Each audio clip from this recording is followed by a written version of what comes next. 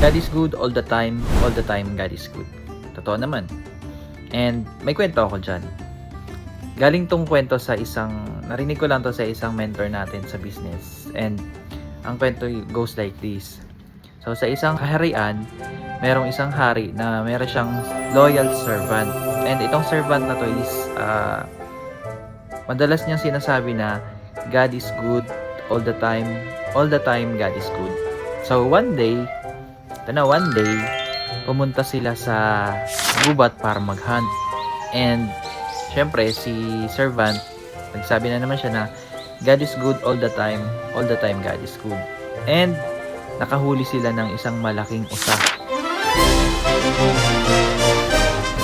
na shoot ng hari na yung usa, and nahuli nila.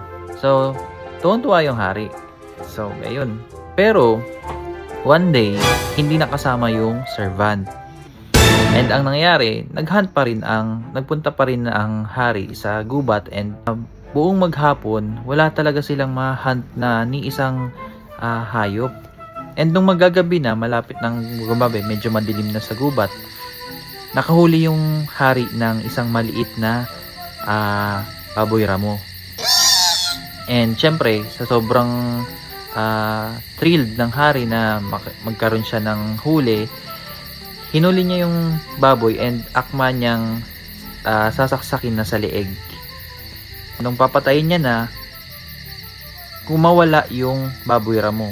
Ang nangyari, nasugatan ng hari yung sarili niya, naputol yung daliri. Okay, so nagulat yung mga soldiers na kasama ng hari. So ayun, inuwi siya sa castle. Ngayon, nakita nung servant yung hari. Nilapitan niya. Ngayon, sabi ng servant, God is good all the time God is good.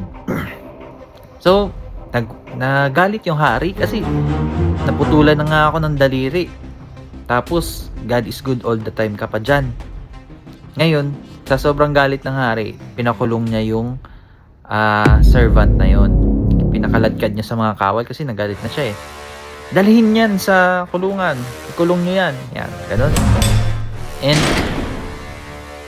syempre, dahil nakulong na siya, ang sabi nung servant, sabi niya, kahit po nandito na ako sa kulungan, God is good all the time God is good. So, ayun. Nagtataka yung hari, bakit ganun? So, binaliwala niya. And, one day, syempre, wala na yung servant, hindi niya nakasama sa pag-hunt. Yung hari, pumunta ulit sa gubat para mag-hunt kasi parang yun yung nagiging tradisyon na ng mga hari, and nagiging libangan na rin nila. So, ang nangyari kasi, napadpad yung hari, yung grupo nila ng hari doon sa isang masukal na gubat. Kumbaga, naligaw sila.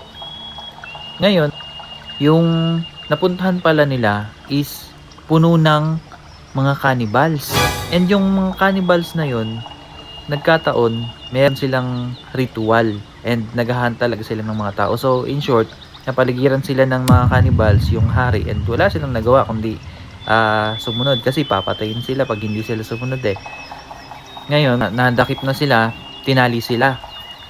And gabi na yon, nagkaroon na ng bonfire yung mga cannibals. Nakita nung mga kawal ng hari, and ang hari yung mga lugar, merong mga patay na tao, ganon. So, syempre, chinek na nung mga cannibal yung mga soldiers ng hari. Inuna nila yon, tapos pinatay nila. Nung yung hari na yung i-check, yung nag-check doon is yung parang leader na ng cannibals. Nakita nung leader ng cannibal yung kamay ng hari, putol. So sabi niya, hindi to pwede pang offer kasi hindi maganda sa tribu na may damage yung i-offer nila. So ang nangyari, pinakawalan yung hari. Pinaalis siya sa camp ng mga cannibals hating gabi. So tumakbo ngayon yung hari pabalik sa castle. Ngayon, naalala niyo yung servant. Nasabi ng servant nung naputulan siya ng daliri, God is good all the time God is good. Kinaumagahan, pinuntahan niya yung servant sa prisoner and pinakawalan niya. Ngayon, sabi nung hari, naintindihan niya na kung bakit sinabi ng servant na God is good all the time God is good. Pero, bakit sinabi mo pa rin na God is good all the time God is good nung pinakulong kita. Sabi naman ng servant, mahal na hari, kung hindi mo ako pinakulong, malamang sa malamang, kinain na rin ako ng mga cannibals. So talagang God is good all the time God is good. So anong ibig sabihin? Anong moral lesson sa story na to? So bukod sa God is good all the time God is good, sa buhay natin, pag titingnan natin, yung mga nangyayari sa atin, hindi natin alam na may purpose pala si God. Na akala natin sobrang hirap na ng pinagdadaanan natin, na sobrang pangit ng pinagdadaanan natin, pero may purpose pala si God. And malalaman lang natin yun pag nakita na natin. So, kailangan lang natin palagi na magtiwala sa taas, mag-pray lagi, and whatever yung maging result, pagka binigay mo or inalay mo na yan sa taas, for sure, magiging maganda yan. So, let's keep praying and magtiwala tayo sa taas lagi. Ayun. God bless.